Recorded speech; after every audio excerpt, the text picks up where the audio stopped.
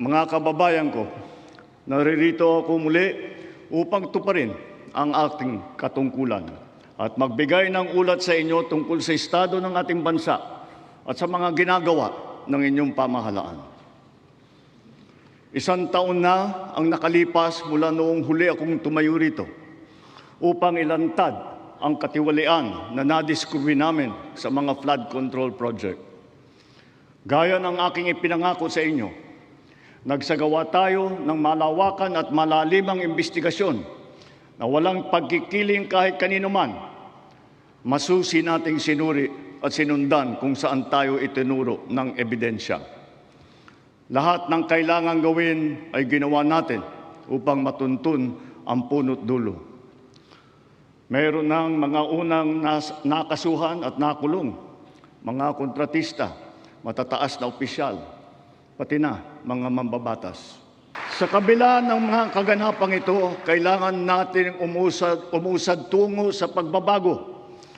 Nakatulong ang lahat ng mga ulat at hinaing ninyo sa isumbong na Pangulo, ang inyong pagbabantay at pakikialam sa pamahalaan ay ang susi sa paglaban sa katiwalian. Ang reforma sa DPWH ay nagsimula na. Nagpasok tayo ng mga bagong graduate kasama ang mga tuwid at maasahang mga job order at contract of service. Bukod sa mga flood control project, lahat ng mga proyekto ay sinuri at tiniyak na talagang kinakailangan at maayos mula sa plano, presyo hanggang pagpapatupad. Para walang overpricing, sinigurado natin na ang mga materyales ay ayon sa presyo sa merkado. Bantay sarado ang bawat proyekto at ang nakalaang pondo sa transparency portal, integrity chain at katuwang na ang mga civil society organization. Mula nung tumama sa ating bansa ang epekto ng giyera sa gitnang silangan, nagdeklara tayo agad ng State of National Energy Emergency. Iisa ang ating misyon, uplift, ang iahon ng ating nahihirapang mga mamamayan. Ang lahat ng mga ahensya ay inatasang magtipid at pagtuunan mabuti ang mga programa na mas mahalaga sa pagtugon sa mga epekto ng krisis. Ibinuhos natin ang pondo kung saan karapat-dapat at mas kinakailangan sa mga pangunahing serbisyong ramdam at tiyak na makakatulong sa ating mamamayan. Ang pera ng taong bayan na muntik mapunta sa bulsa ng mga tiwaling opisyal ay naisalba natin. At sa halip na nagamit natin ay nagamit natin sa mabuti at para sa tunay na kapakanan ng mamamayan. Ibinaba natin ang karagdagang halos 58 bilyong pisong pondo sa mga lokal na pamahalaan para mas mabilis at mas malawak ang paglingap sa taong bayan. Mataas ang tiwala at kumpiyansa natin sa mga lokal na pamahalaan. Ito ay paghahanda na rin para sa mas marami at mas malawak na serbisyo para sa kanilang mga nasasakupan. Nagsimula tayo doon sa mga direktang naapektuhan ng kaguluhan. Ang pagsaklolo sa ating mga kababayang OFW na naipit sa digmaan. Mahalagang misyon ito ng pamahalaan. Gayong lagpas 2.2 milyong Pilipino ay naghahanap buhay sa Middle East. Simula nung naputok ang giyera, mahigit 12,000 kababayan natin ang ating naiuwi sa bansa na ligtas. Mahigit 140,000 OFW naman ang ating nabigyan ng sari-saring tulong sa gitna ng kaguluhan sa Middle East. Tulad ng pagkain, tulong pinansyal, pagpapagamot at masisilungan. Pag-uwi sa Pilipinas, sila ay ating tinulungan upang makapagsimula muli sa pagpahanap buhay sa pamamagitan ng Action Fund at OWA Kabuhayan Program. Ang iba naman ay nilapit natin sa peso o kaya'y sinama natin sa bayanihan para sa balikbayang manggagawa job fair. Samantalang ang iba ay tinulungan natin makapaghanap buhay muli sa ibang bansa. Bukod sa kanila, ang mga magbabalik natin mga gurong OFW ay papasok na sa mga public school natin kung saan sila ay higit na kinakailangan. Dahil dito sa Pilipinas, sila ang ma'am at saka ang sir. Patuloy ang ating ugnayan sa iba't ibang bansa at ang suporta natin sa mga OFW para sa kanilang kaligtasan. Lalo na at may mga kababayan tayong nasawi o hanggang ngayon ay nawawala sa Middle East. Pangalawa, bunga ng ating magandang ugnayan sa iba't ibang bansa. Natiyak nating sapat ang supply ng langis para sa ating pangangailangan. Sa kabila ng pagsara ng Strait of Hormuz ay nagawa natin makabili at makapag-angkat mula sa ibang pagkukunang bansa tulad ng Japan, South Korea, Oman, India, maging sa Russia, pati na sa China. Dahil sa mga ito, natiyak natin na sapat ang supply ng bansa na tatagal hanggang halos 2 buwan. Nakipag-usap din tayo sa Iran para sa kaligtasan ng ating libo-libong mga kababayang tripulante na nasa Strait of Hormuz. Sa kooperasyon ng ating mga kumpanya ng langis, hindi naging biglaan ang pagtaas ng presyo ng petrolyo, kundi paunti-unti sa loob ng 1 linggo. Ito'y para naman maging magaan sa ating nahihirapang mga consumer. Nagtakda rin tayo ng sunod-sunod at malalaking mga price rollback na kailangan tuparin ng mga kumpanya ng langis. Sa tulong ng batas na naipasa ng Kongreso, agad din natin nasuspindi ng 3 buwan ang pagpataw ng excise tax sa LPG at saka sa kerosene. Bukod dito, agad din natin nilimitahan ang pagtaas ng presyo na inaangkat nating bigas. Inaresto at kinasuhan din natin ang mga nahuling nagsasamantala sa kabila ng pagdurusa ng taong bayan habang may state of energy emergency. Lahat ng posibleng gawin para mababa ang presyo at mapabagal ang pagtaas nito, ginawa natin. Marami ang naapektuhan o kaya nawalan ng trabaho sa panahong ito. Kaya tuloy-tuloy ang pagsasagawa natin ng mga job fair sa buong bansa. Nitong Mayo 1, araw ng paggawa at kasagsagan ng mataas na presyo ng krudo, nagsagawa tayo ng halos 100 job fair, kung saan halos 300,000 trabaho ay pinagbigay alam natin sa publiko. Sa isang araw ng job fair na ito, lagpas 6,000 Pilipino ang hired on the spot. Dito rin natin ipinamahagi ang mga sweldo para sa mahigit 100,000 benepisyaryo at nagtatrabaho sa ilalim ng DILIP at tupad ng DOLE. Kumilos agad tayo upang pigilan ang mabilis na pagtaas ng presyo ng bilihin.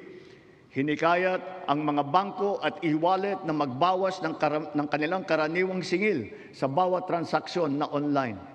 Kaya ngayon, maraming bangko at e-wallet na nagbaba o nagtanggal ng kanilang sinisingil sa online transaction fee. Upang makaluwag din sa mamamayan, nagbigay ang mga bangko ng hanggang 6 na buwang palugit sa pagbabayad ng utang at hanggang 1 taon naman kung ang utang ay ginamit para sa agrikultura. Ganito rin ang ginawa ng GSIS at SSS para sa mga utang ng mga miyembro nito, pati na ang NHMFC para sa mga umutang ng murang pabahay at ng Pag-ibig Fund para sa mga naapektuhan na OFW.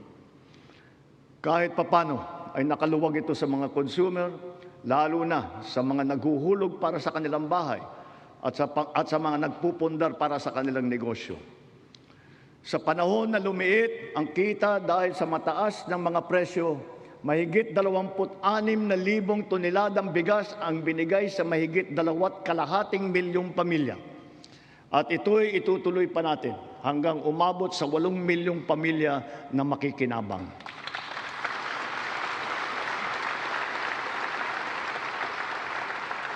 Patuloy pa rin ang programang Benteng Bigas Meron Na. Ito'y nakakapagbigay ginhawa sa mahigit 12 milyong Pilipino sa buong bansa.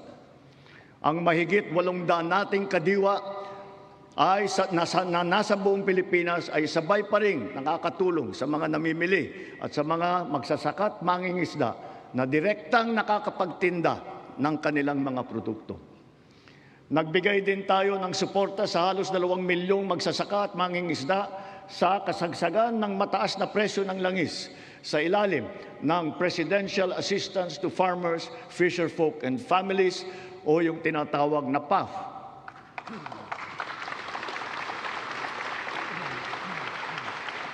Dahil sa mas malakas, malawak at mura nating internet, naging mainam na alternatibo ang online classes at saka ang ating work from home.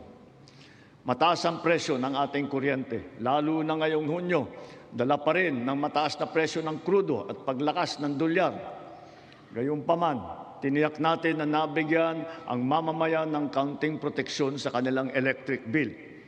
Ipinag-utos natin ang agarang pag-refund ng mga kumpanya ng kuryente na may sobrang nasingil sa mga customer nito. Ipinag-utos din natin na payagan ang ilang piling consumer na makapagbayad ng kanilang bill ng hulugan sa buwan ng Mayo, Hunyo at Hulyo.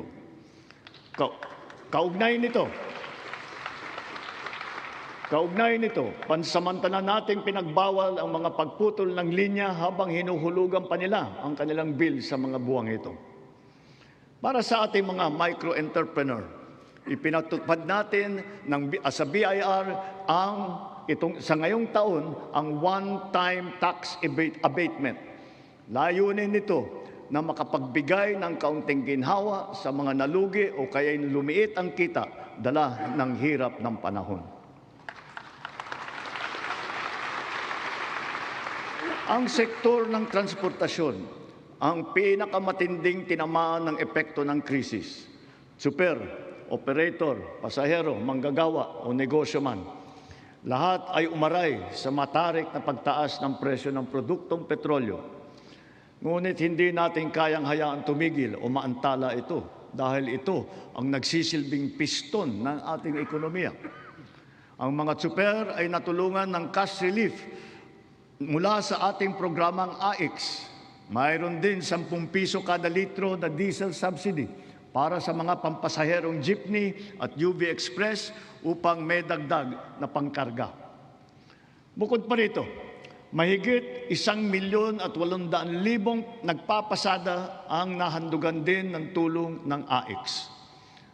Para naman sa mga pasahero, nagkaroon ng mga libreng sakay kung saan sinigundahan pa ng ilang mga ahensya ng pamahalaan gamit ang kanilang mga sasakyan. Humalili rin ang DA sa paghatid ng mga kargamento ng produktong agrikultural sa mga sentro ng kalakalan sa buong bansa. At para lalo pang makatulong ng sabay sa tsuper at pasahero, binuhay natin ang service contracting program para sa pampublikong bus at ang ating mga jeep. Sa ilalim ng sistemang ito, ang kwalipikadong operator o driver ay nakakakuha ng karagdagang kita sa bawat kilometrong tinakbo sa pagserbisyo ng mga pasahero. Sa panig naman ng pasahero, kung hindi man libre ang sakay, meron silang 20% na discount sa pamasahe. At ang diskwentong ito ay dagdag pa sa karaniwang 20% discount para sa mga estudyante, sa senior at saka sa may kapansanan.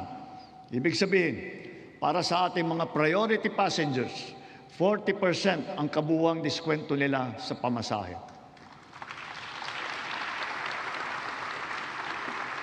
Nariyan din ang tupad, tuloy pasada, kung saan nagkaroon ng dagdag na kita ang mga tsuper na pampasada. Sa mga programang ito pa lang, milyong-milyong Pilipino, driver man o pasahero, ang nakaramdam ng counting. Dito sa Metro Manila, ang lahat ng mga sumasakay ng LRT2 at MRT3 ay patuloy na nagiginhawaan ng 50% diskwento sa pamasahe. Bukod pa ito sa mga espesyal na diskwento na ating ibinibigay tuwing linggo at mahahalagang kapistahan. Sa ating mga paliparan at pantalan, pansamantala nating binaba ang sari-saring mga bayarin sa paggamit ng mga pasilidad, gaya ng terminal fee, landing and take-off fee, harbor fee, anchorage at berthing fee, pati mga storage fee. Halimbawa, sa Cebu Port, naging libre ang terminal fee. Sa mga paliparan naman,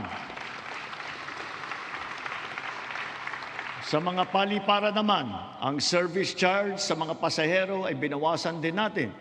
Gayon din sa PITX, ang terminal na nag-uugnay ng Metro Manila sa Katimugan. Sinuspindi natin ng 3 buwan ang pagsingil ng terminal fees sa mga pampasaherong sasakyan. Sa mga expressways naman, sila ay may diskwento sa toll fee na umabot hanggang halos 200 piso. At kapag ang kargamento naman, ay pagsakay ng roro ay produktong agrikultural at sangkap ng pagkain, binaba natin mula 500 ang terminal fee. Ngayon, piso na lang ang sinisingil sa kanila. Sa pagdaan naman, ramdam pa rin natin ang bigat ng mga epekto nito sa ating bansa. Hanggang kailangan, asahan ninyo na hindi titigil ang pagsuporta ng pamahalaan. Naglaan tayo ng mahigit 60 bilyong piso para dito hanggang sa katapusan ng taon.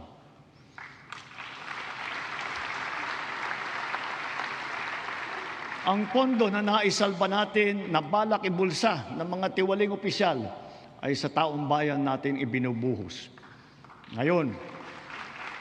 Ngayon, ipipihit natin ang mga programa sa mas nangangailangan nating kapwa Pilipino para naman mas malawak at mas marami ang maaabot ng tulong. Layunin natin matulungan ng 3.2 milyong benepisyaryo ng 4Ps at walang gutom program, ang 1.2 milyong minimum wage na manggagawa ng miyembro ng SSS at ang 2.2 milyong kababayan nating mahirap na hindi pa naging benepisyaryo ng programang pang-ayuda ng pamahalaan. Nariyan pa rin ang nakaabang na pagsuporta natin para sa sektor ng transportasyon, agrikultura at mga OFW na apektado ng kaguluhan. Kung susumahin, mahigit 7.2 milyong pamilya na lubos na nangangailangan ang matutulungan natin sa mabigat na kabanatang ito. Ngunit, hindi natin kaliligtaan ang ating mga manggagawang Pilipino, lalo na ang mga middle class, pati na ang mga maliliit na negosyo. Alam natin na sila rin ay nabibigatan sa epekto ng krisis. So, to ensure the continued progress of the middle class amidst the lingering effects of the crisis, we will pursue tax relief measures that promote growth, that generate revenue, and advance equity towards socio-economic sustainability. Kaya bilang natatanging proteksyon sa kanila at para mas mapakinabangan nila ang pinaghirapan nilang kita, nananawagan ako sa Kongreso upang maipasa ang batas na magbibigay ng bahagyang ginhawa para sa ating bayaring buwis. Una, palawakin natin ang exemption sa income tax.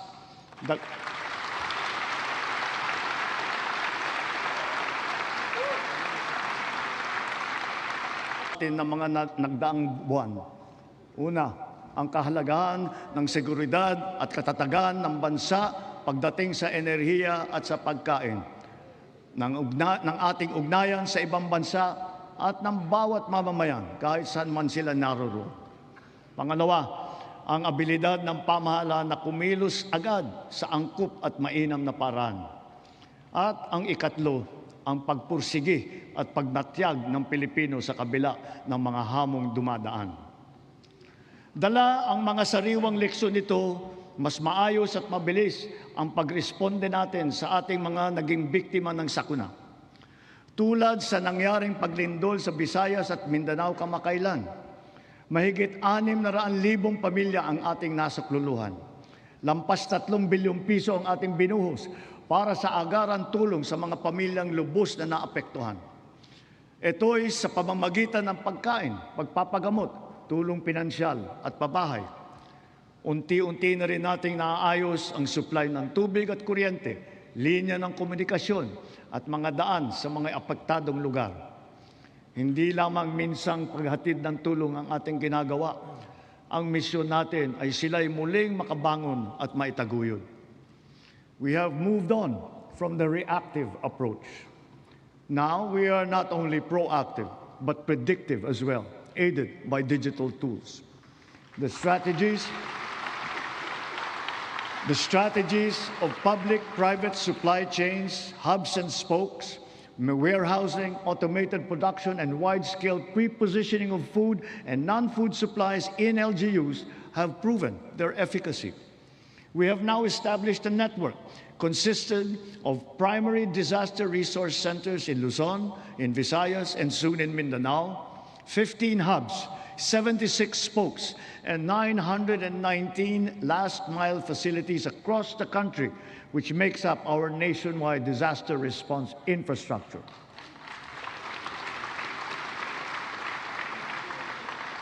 Because of this robust system, delivery of emergency nourishment and relief to target areas is now made possible under 24 hours. Sa panahon ng krisis o kalamidad, handa na ang pamahalaan sa pagpapadala ng mga mobile energy system upang makapaghatid ng emergency power sa mga lugar na nawalan ng kuryente.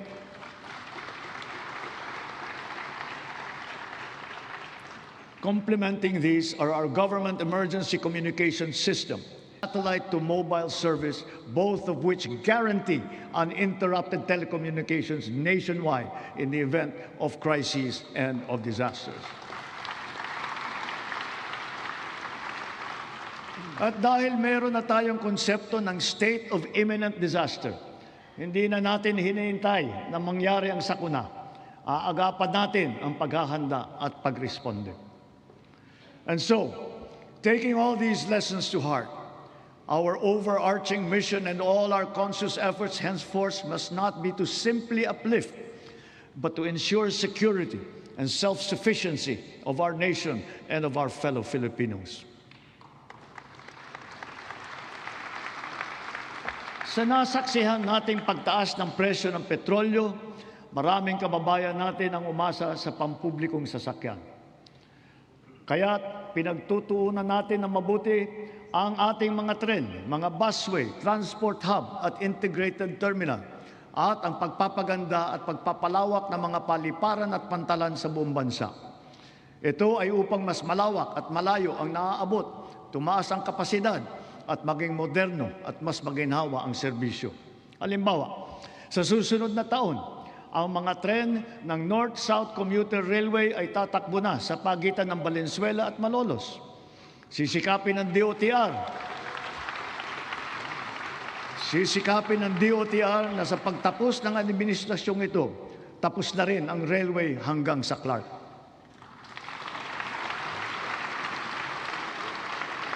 Sa susunod na taon, bubuksan na rin ang 12 stasyon ng MRT-7.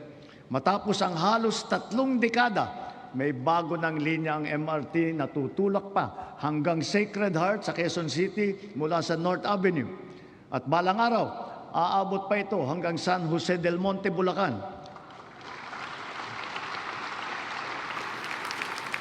Sadyang napakalaking ginhawa nito sa halos 1 milyon na pasahero bawat araw.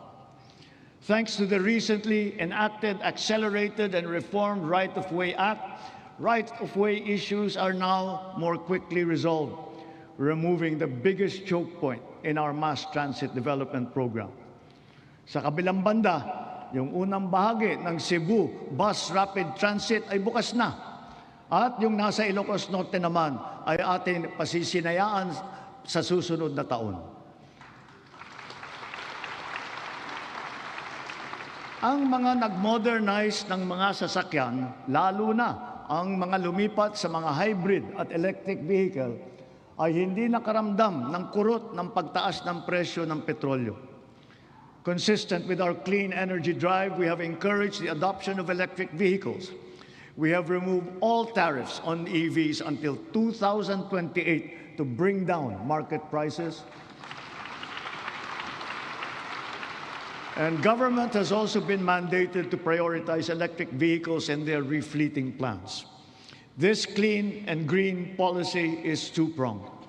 It shall also spur growth of our domestic local industries across the EV value chain, specifically those involved in the vehicle assembly and manufacturing of batteries and related spare parts. Mitiin natin na sa pagdating ng 2040, kalahati ng mga sasakyan natin ay EV na. Ang ilang makabagong love bus at ang articulated bus na gagamitin sa Davao City, mga EV na.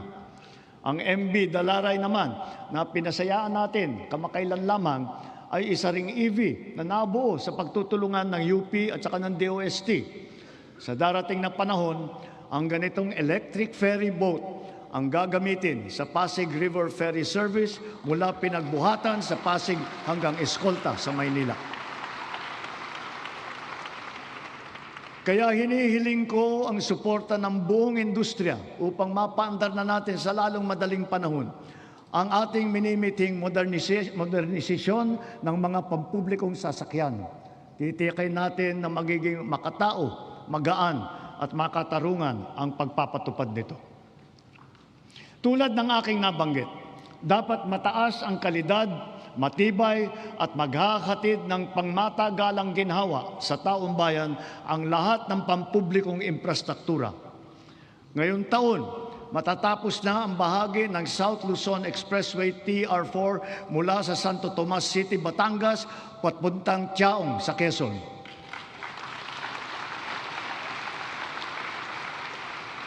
Halos 17,000 motorista araw-araw ang makikinabang dito. Ang mga nasirang tulay sa San Juanico sa Eastern Visayas, Cabagan, Santa Maria sa Isabela, Pigatan sa Cagayan, Calbigan at Liloan sa Samar, at Panuliran sa Iligan ay kaagad nating naayos at ngayon nagagamit na muli.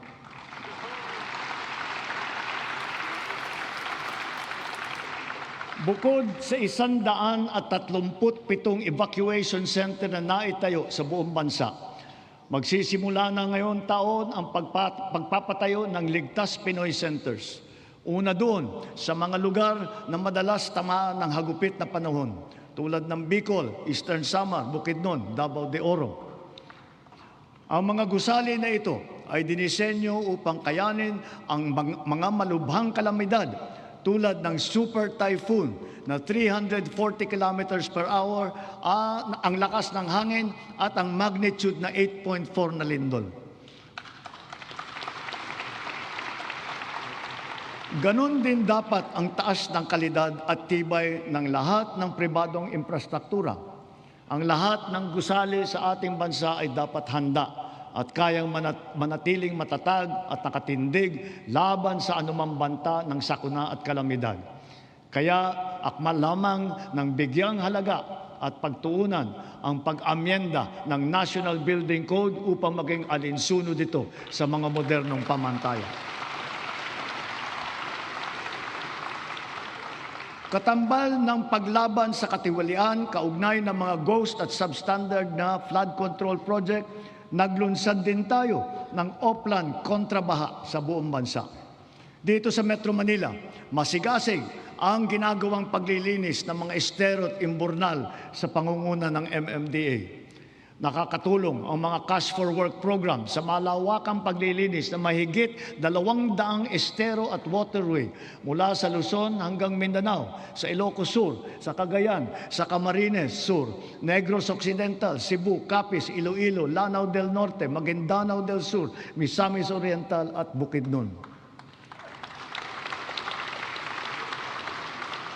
Sa kabila ng mga ginagawang waste to energy and waste treatment technology,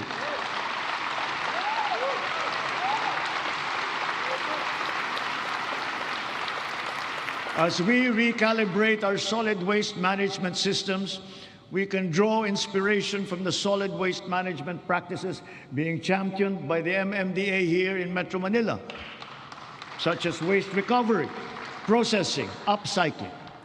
For example, what used to be the Carmona Sanitary Landfill of the 1990s is now the MMDA Nature Park. And more than a multi-purpose green space, it shall soon be the base of its high-level disaster preparedness training and simulation exercises. Gayon din, ang ating sistema ng agrikultura ay pinapatatag natin upang magarantiya ang ating supply ng pagkain at maipababa ang presyo nito para sa lahat. Ang sari-saring mga programa tulad ng puhunan, farm input, kagamitan, kaalaman, pati na insurance ay tumutulong sa mga magsasaka at mangingisda. Kaya mula noong 2023, patuloy na tumataas ang produksyon ng bansa. Lumalakas ang cropping intensity, dumadami ang ani tulad ng palay, mais, asukal, baboy at manok. Dala ito ng malakas na buhos ng suporta sa sektor. ang gumaganda at lumalawak na sakop ng infrastruktura at sistema ng irigasyon at tumataas na antas ng mekanisasyon.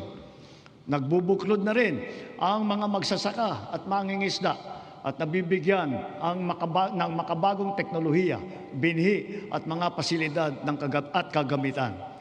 Ilan sa mga ito ay ang 145 rice processing system, 3 malaking cold storage facility at halos 40,000 makinarya. Ang mga taniman naman ng niyog ay dumadami at lumalawak din, dala ng ating programa na malawakang pagtatanim sa buong bansa. Nakapagtanim na tayo ng 18 milyong puno at layunin po natin na sa pagkatapos ng administrasyong ito, makakapagtanim tayo ng 100 milyong puno ng niyog sa Pilipinas. Gagarantiyahin ito ang tatag ng ating industriya ng niyog hanggang sa mga susunod na dekada.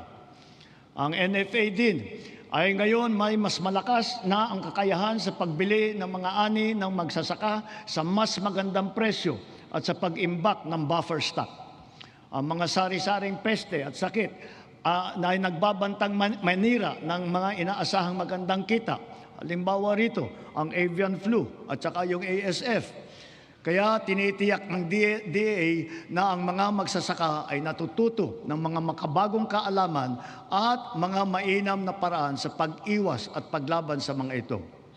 Gayunpaman, ang insurance ay nagsisilbing mabisang panangga laban sa pagkalugi dala ng pagkawala o pagkasira sa hindi inaasahang pangyayari. Sa nakalipas na 4 na taon, natulungan ang sektor upang mabawi ang halaga ng pinsala sa hanap buhay na umabot sa 19 bilyong piso halaga na kabayaran. Ang crop insurance ngayon ay hindi limitado sa mga pananim. Kasama sa saklaw nito ang mga alagang hayop, palaisdaan, mga gamit at pasilidad, pati sasakyan na pang-agrikultura. Meron ding life insurance para sa mismong magsasaka at mangingisda. Papalawigin pa ng Philippine Crop Insurance Corporation at DA ang kaalaman ng mga magsasaka at mangingisda tungkol sa crop insurance. Upang makapagbigay ng kapanatagan sa isipan ng mga benepisyaryo ng agrarian reform, wala tayong tigil sa pamamahagi ng mga titulo sa lupa na ginawad sa kanila. Benepisyaryo ang naghintay ng 30 hanggang 60 taon. Ang iba, mapalad na nasaksihan ang paglabas ng kanilang titulo. Sa tagal naman ng panahon, yung iba, apo na ang tumanggap. Gayon din, kahalaga sa kanila ang seguridad na hatid ng kalayaan mula sa pagkalubog sa utang. Kaya asahan ninyo, kukumplituhin na natin ngayong taon ang ginagawa natin pagpapawalang bisa ng mga utang ng ating mga benepisyaryo.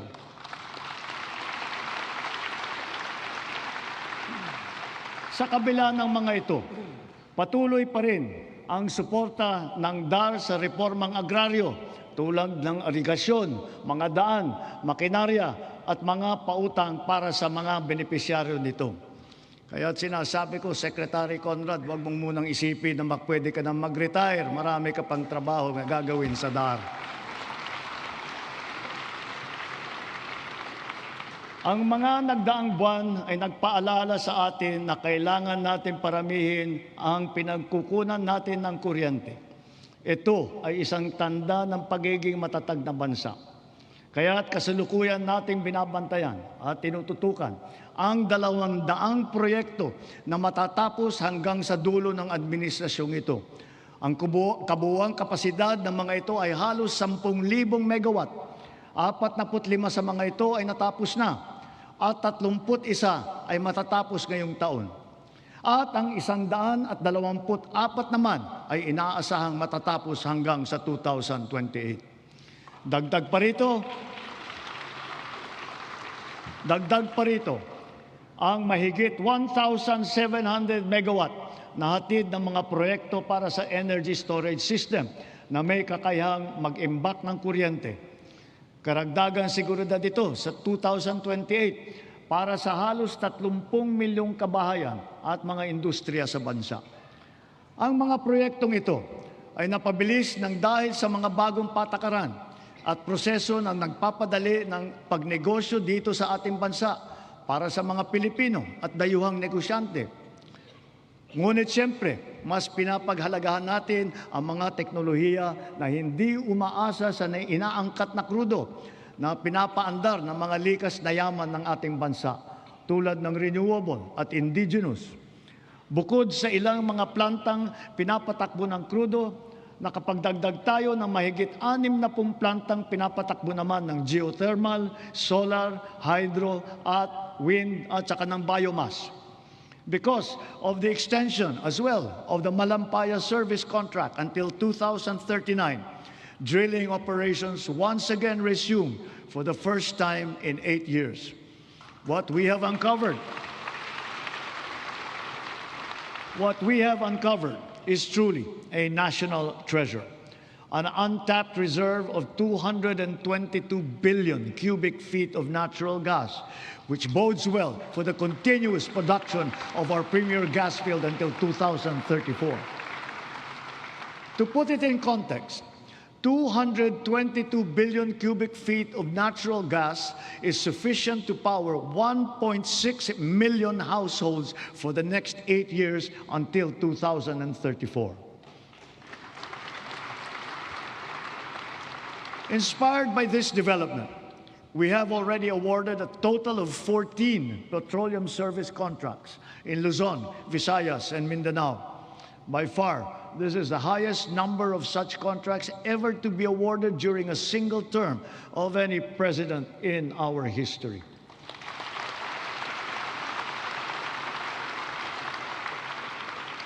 Four of the contracts that we have so far awarded are for the production of hydrogen. Hydrogen gas will serve as a backup fuel for our power plants, especially useful for our off-grid areas. It is also touted as the world's clean fuel of the future. Two of the newly awarded petroleum service contracts are co-managed with the BARM government. This is the first time in our political history. BARM is now firmly set to pursue its strategic vision of energy security and total electrification for and in the Bangsamoro region.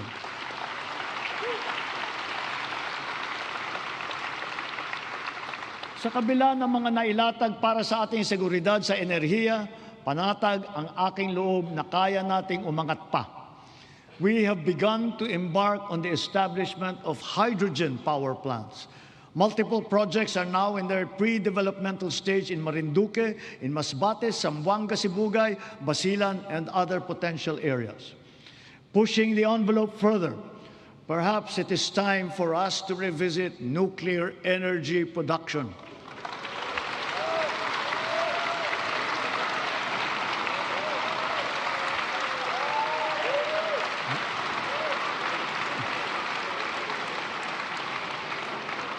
After all, we are already using nuclear energy in the fields of medicine, in agriculture, water filtration, and the upcycling. Noong nagsimula ang administrasyon, nilatag na natin agad ang pambansang polisiya sa social protection floor na magtitiyak na may pangsalo at paglingap sa ating mamamayan, lalo na sa oras ng pangangailangan. Kaya't nariyan ang DILIP at tupad ng DOLE at AIX at Risk Resiliency Program ng DSWD para magsilbing pantawid sa anumang krisis na pinagdadaanan sa pamamagitan ng pansamantalang hanap buhay o di kaya'y tulong pinansyal. Ngunit, mas mainam pa rin ang pangmatagalang seguridad ng makukuha mula sa matatag na trabaho. Maraming trabaho ang hatid ng ating lokal na industriya na patuloy natin pinalalakas. Kasabay ng seguridad na dala ng matatag na trabaho ang SSS, GSIS at Pag-ibig Fund, nagsisilbing proteksyon para sa mga manggagawang Pilipino. Katuwang ang mga ahensyang ito, nakakaipon ang manggagawang Pinoy para sa kanyang pagtanda at sa pagretiro. Nakakatulong din ito sa panahon ng kagipitan, kalamidad o krisis sa buhay. Bukod pa riyan, Daan ito upang makapagpundar para sa sariling buhay tulad ng mga abot-kayang pabahay sa ilalim ng ating 4PH program. Nariyan ang DSUD at mga ahensyang kasapi sa sistema ng pabahay upang matupad ang pinapangarap ng natahanan ng Pilipino. Katuwang ang pribadong sektor at lokal na pamahalaan. Puspusan natin pinupuno ang kakulangan sa pabahay sa buong bansa. Ito ay ginagawa natin sa pamamagitan ng mga bagong komunidad, mga acquired asset ng Pag-ibig Fund, Community Mortgage Program, Resettlement, at pati na mga paupahan. Sa ating programang pabahay, higit 500,000 bahay ang ating naitayo na at napondohan. Kasama ang higit 100,000 bahay na naidagdag natin sa loob lamang ng isang taon sa ilalim ng pinalawig natin na 4PH program. Susi sa lahat ng ito ang magandang sistema ng pautang upang gawing mas abot kaya ang mga pabahay para sa mga Pilipino. Isa na rito ang Pag-ibig Fund. Ang kanyang 17 milyong miyembro ngayon ay patuloy pang dumadami. Kung kaya, ang pinupundar ng mga miyembro ay patuloy ding lumalago. Ngayon, itinaas natin sa 10 milyong piso ang limit sa pautang para sa pabahay. Halimbawa, dahil dito, ang mag-asawa na may mas kakayahang bumili ng pinapangarap nilang bahay para sa kanilang pamilya. Ngayon, halos 7 milyong OFW na ang nagkaroon ng insurance. Dahil dito, panatag tayo na ang mga OFW natin ay naaalagaan at natutulungan ng mabuti. Patuloy din na dumadami ang mga kasunduan natin sa ibang bansa para sa karagdagan oportunidad para sa hanap buhay. Napataas din natin ang minimum wage ng OFW natin na namamasukan bilang kasambahay. Para naman sa ating mga pensyonadong uniform personnel na nagsakripisyo para sa seguridad ng ating republika, itinaas natin simula ngayong taon ang nakukuha nilang pensyon at subsistence allowance.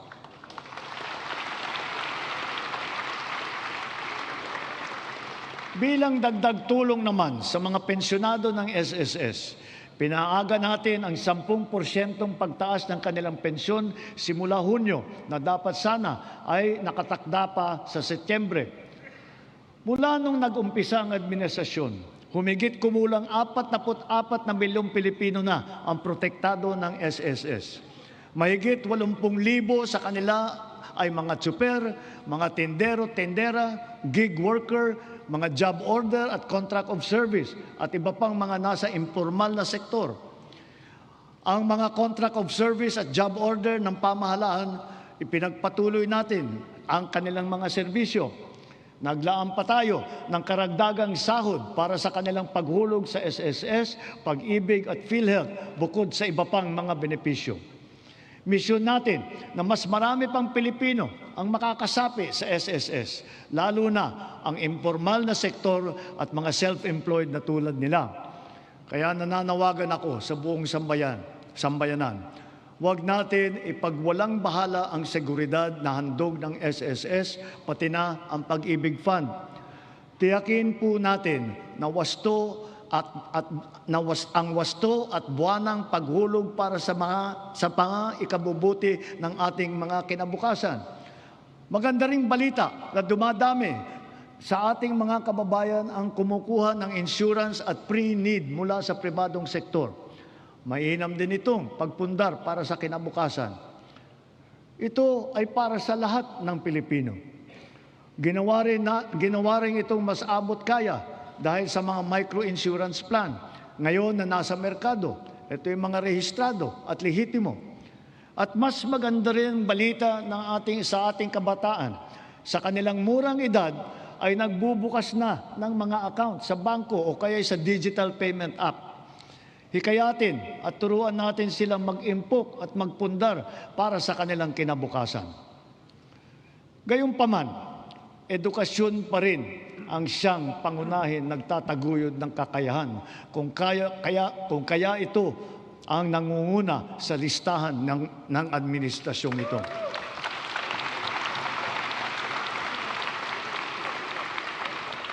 Sinisimulan natin ito mula sa pagkamusmus at ito'y dapat tuloy-tuloy at hindi tumitigil. Kaya dapat nakakintal sa puso't isipan ng mga Pilipino ang lifelong learning at continuous self-improvement. Ang nagdaang mga buwan ay nagpaalala sa atin na mahalaga ang reskilling at upskilling ng ating mga manggagawa. Napatunayan natin ang kakayahan ng mga senior high school graduate natin sa mga isinagawa natin bagong Pilipinas Serbisyo Fair nitong Marso. Mahigit 1,200 senior graduate ang naging hired on the spot. Maaari na rin sila ngayon mag-apply para sa mga bakanteng unang baitang na posisyon sa pamahalaan. Ngunit patuloy pa rin natin pinalalakas ang curriculum ng senior high upang lalong maihanda ang estudyante para sa tunay na mundo. Pinaigting ang work immersion para maranasan nila ng personal ang paghahanap buhay sa kanilang gustong larangan. Panatag ang ating loob sa edukasyon pagkatapos ng senior high dahil sa patuloy na pagtaas ng kalidad ng kolehiyo sa ating bansa. Noong 2022, ang mga kolehiyo natin na pumasok sa World University Rankings for Innovation ay 12 lamang. Patuloy po nating ipinataas ito bawat taon. Ngayon, 140 kolehiyo na ang pumasok na sa World University Rankings. At lagpas kalahati sa kanila ay state at local universities and colleges kung saan libre ang matrikula.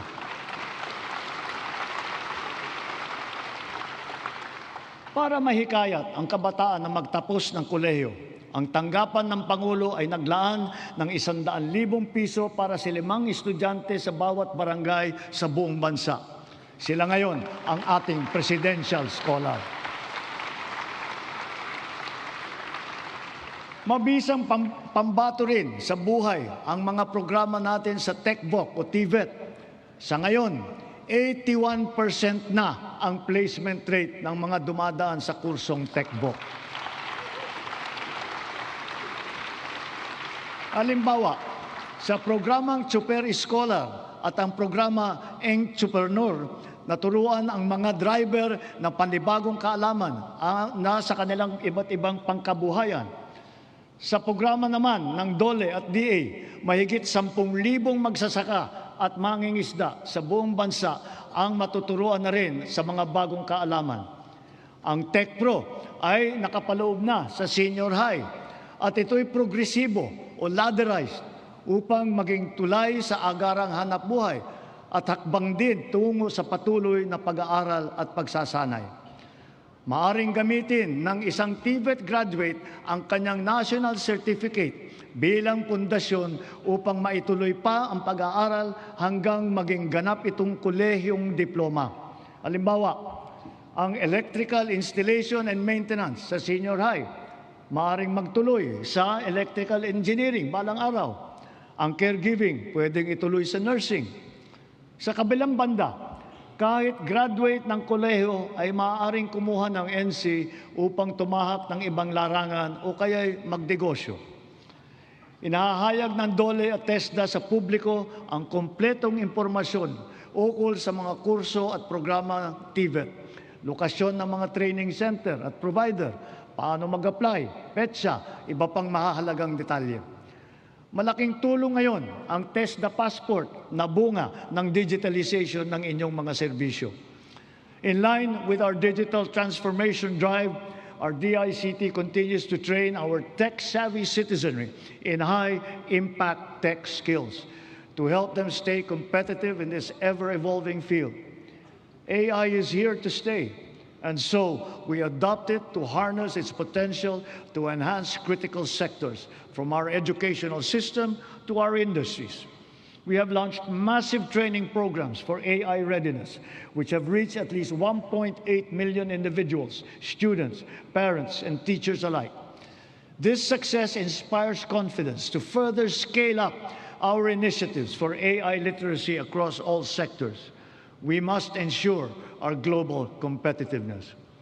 Within and beyond the academe, we must inculcate in our youth the virtues of critical thinking, innovativeness, creativity, as well as the ability to find solutions to problems. Our targeted scholarships and funding grants are all aimed to encourage these trailblazing traits. Contests such as Young Creative Challenge, the NICE, and the Philippine Innovation Awards recognize their talent and their hard work. At the same time, we have to do more to protect our children. We must protect them from the harmful influences and forces that exploit their vulnerability. The corrosive influence of fake news, the unfettered exposure to pornography, even to minors, the constant depiction of casual violence, and the toxicity and hate culture pervasive in social media. These pernicious influences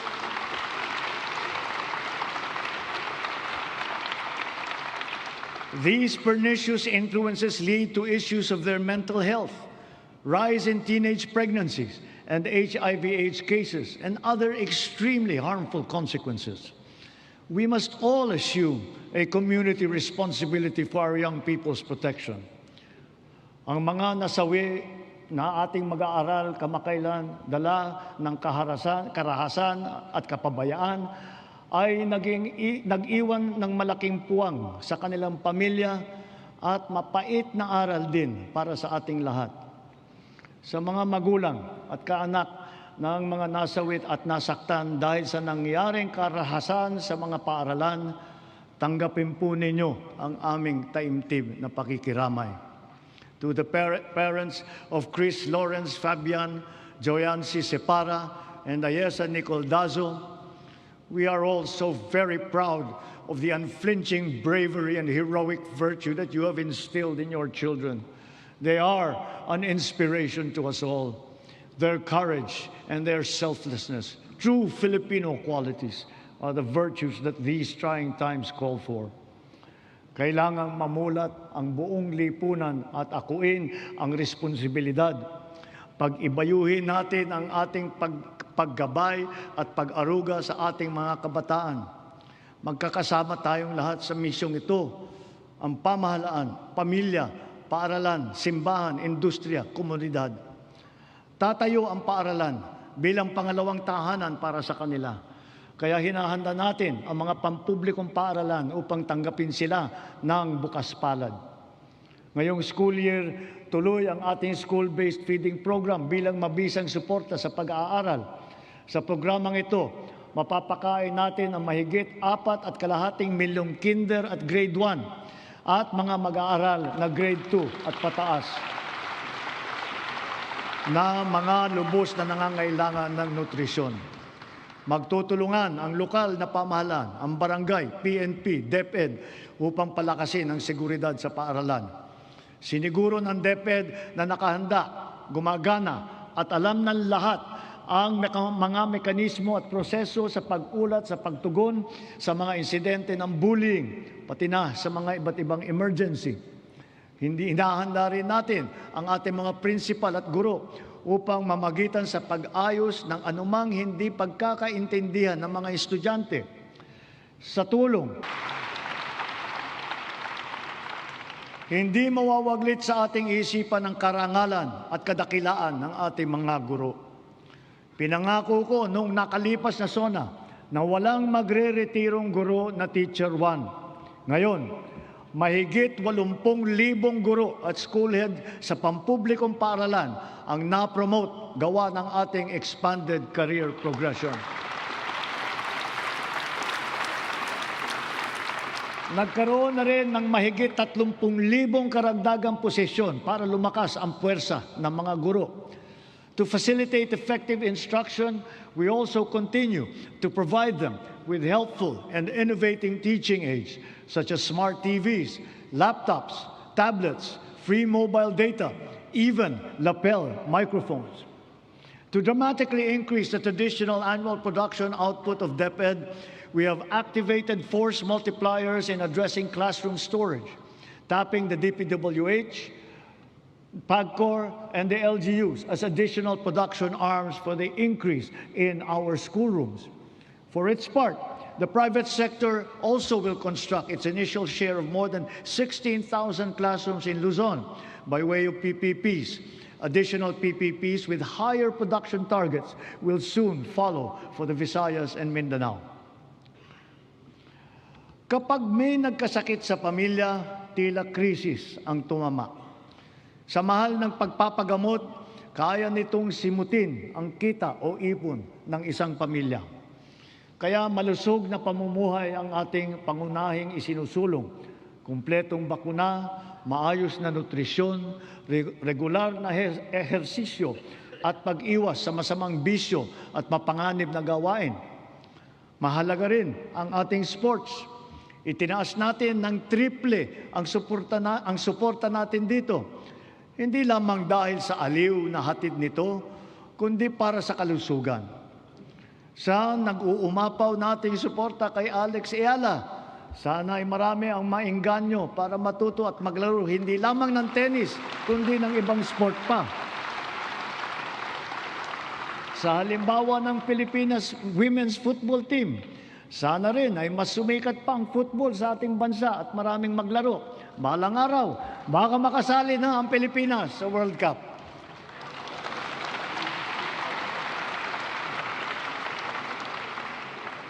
Ang ating sistema ng universal healthcare ay ang pangunahing seguridad sa kalusugan ng bawat Pilipino, katuwang ang DOH at saka ang PhilHealth. Daig ng maagap ang masipag. Ito ang layunin ng ating YAKAP program. Ilayo ang Pilipino mula sa sakit at tugunan ng maaga ang nagbabadyang karamdaman.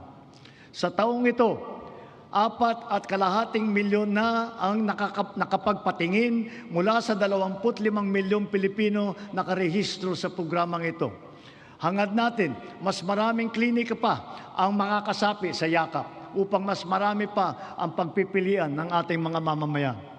Sa kaugnay nitong gamot program, ang membro ng PhilHealth ay makakakuha ng kailangang gamot mula sa mahigit 2,000 accredited na provider. Ang bawat membro ay may benefit limit pa na 20,000 piso kada taon. Ngayon, 75 na ang mahahalagang gamot na kasama sa listahan ng programang ito. Meron diyang antibiotic, laban sa asma, alta presyon, kolesterol, para sa diabetes, sa ubo, lagnat at iba pang mga sakit na kadalasang nararamdaman. Sa 7 buwan ng taong ito, mahigit 300,000 kababayan natin ang nakinabang dito. Bukod sa programang ito ng PhilHealth, ang bilang ng mga gamot na tinanggalan natin ng value-added tax ay umabot na sa mahigit 2,000. Mahigit 700 dito ay laban sa cancer, mahigit 500 ay para sa alta presyon, mahigit 600 naman ay laban sa diabetes at para rin sa mental health. Sa buwis na ito na ating tinanggal, ang side effect dyan ay mas mababang presyo nito sa butika.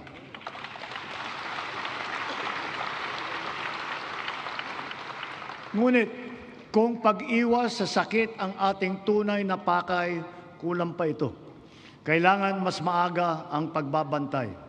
Kaya pinapalawak pa natin ang programang ito. Ayan ang posibleng sakit sa bato, atay, thyroid at hepatitis B. Nariyan pa rin ang malaking suporta ng PhilHealth kung kailangan talagang magtungo sa pagamutan. Patuloy na pinaparami ng PhilHealth ang sakop nitong mga sakit, kondisyon at serbisyo. At itinaas din nito ang limit upang matiyak na sumasabay ito sa pagtaas ng mga presyo. Pinahahalagahan ng PhilHealth ang mga laganap at malubhang mga karamdaman tulad ng cancer at sakit sa puso. Kasama na rin ngayon ang pagpapagamot ng HIV/AIDS upang makatulong sa pagpigil na dumadaming mga kaso dito sa bansa. Pati na rin ang TB na kumikitil ng halos 100 buhay bawat araw dito sa atin. Para mapaganda pa ang suporta natin sa mga batang may developmental disabilities, dodoblehin natin ang PhilHealth package para sa pagpapatingin sa therapy.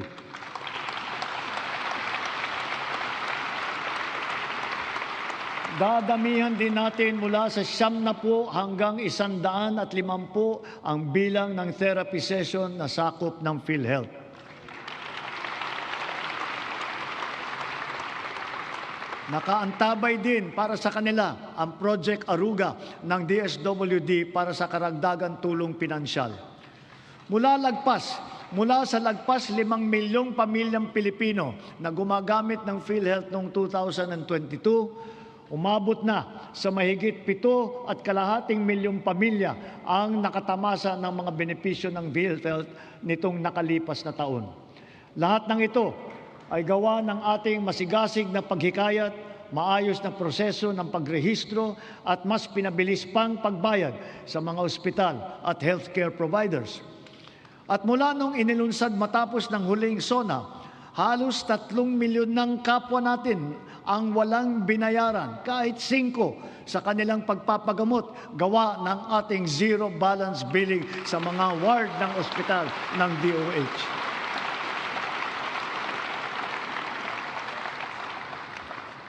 Siyempre, hindi natin makakaligtaan ang maaasahang medical assistance o MAIP. Mas marami na ang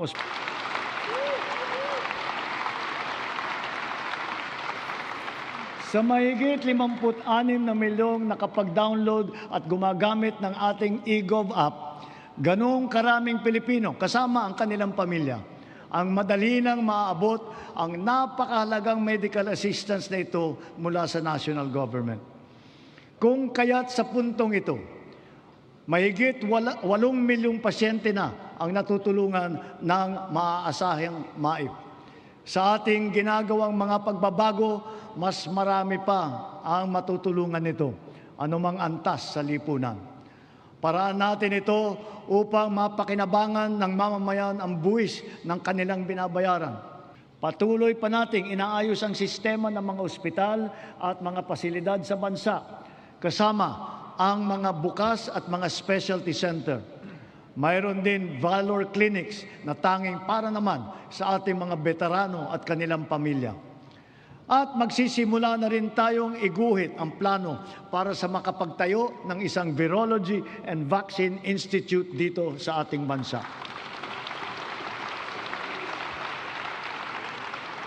Kasabay nito, ang hanay ng mga dalubhasa sa larangan ng medisina at kalusugan ay dumadami na rin. Mula noon na magsimula tayo, mahigit dumoble ang kumukuha ng medical scholarship kapalit ng obligasyon na maglilingkod sa mga pampublikang ospital sila balang araw. Sa kanilang pinamamalas na serbisyo publiko, ang ating mga doctors to the barrios ay nagsisilbing huwaran sa ating mga susunod na henerasyon ng mga Pinoy na doktor.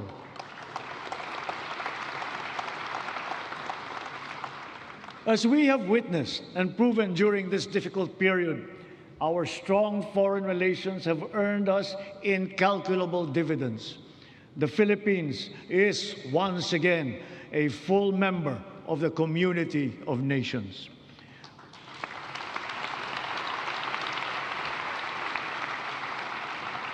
Our vigilant trade facilitation efforts have resulted in integrating our country into the international free trade network that is the widest and most active one that we have ever had in our history. It has yielded transformative economic agreements, such as the Regional Comprehensive Economic Partnership. And now, we are set to seal yet another promising comprehensive economic partnership agreement, this time with the United Arab Emirates. Because of these international engagements, the Philippines now has 23 free trade agreements in force or under active negotiations with other countries. Our exports have grown. They have continued to grow, reflecting high productivity and the increasing competitiveness of our products and services in the international trade market.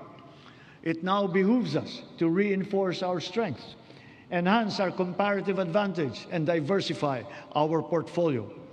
On this principle, we have maintained our competitiveness in supplying critical components to top technology companies in the world. We have also maintained export competitiveness for our indigenous farm products, such as ube, coconut, bananas, other tropical fruits. And we have now ventured into new, invaluable ones like enoque mushrooms. Foreign investments continue to pour in because of our beneficial policies, especially those promoting ease of doing business and accelerating digital transformation that curb red tape and corruption. Over the past 3 years, more than 6 trillion pesos in investments have been facilitated through our green lanes. These are estimated to create over 400,000 jobs for our fellow Filipinos. Our productive eco-zones lay down the fertile groundwork that brings these investments into actual fruition, posting consistent growth rates over the past 3 years. Extending beyond Metro Manila, from Luzon to Mindanao, promising new areas have been recently proclaimed, such as in Dumaguete and Misamis Oriental. And soon, we will also present a strong case for Palawan and for the halal industry. We continue to strive to a return to the table, armed only with a genuine desire for peace and for normalcy. True diplomacy builds. Violent conflict only destroys. Peace and order are the foundations of security for our country, for our region, for the world. A long but worthwhile 15 years since its signing, we are now ready to formalize a historic completion of the government's peace pact with the CBA-CPLA. And in accordance with the Republic Act number 12317, the BARM electorate is now poised to partake in BARM's first regular parliamentary election.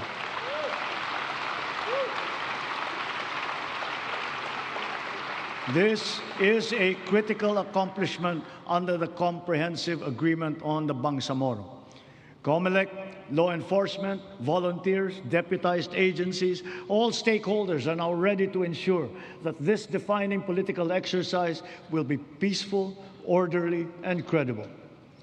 May these inspiring developments strengthen our collective belief in the unity and indivisibility of the Filipino nation amidst our individual diversity. Our unity and collective consciousness are challenged now greater than ever before. A common threat lies before us, directed against our dignity and self-respect.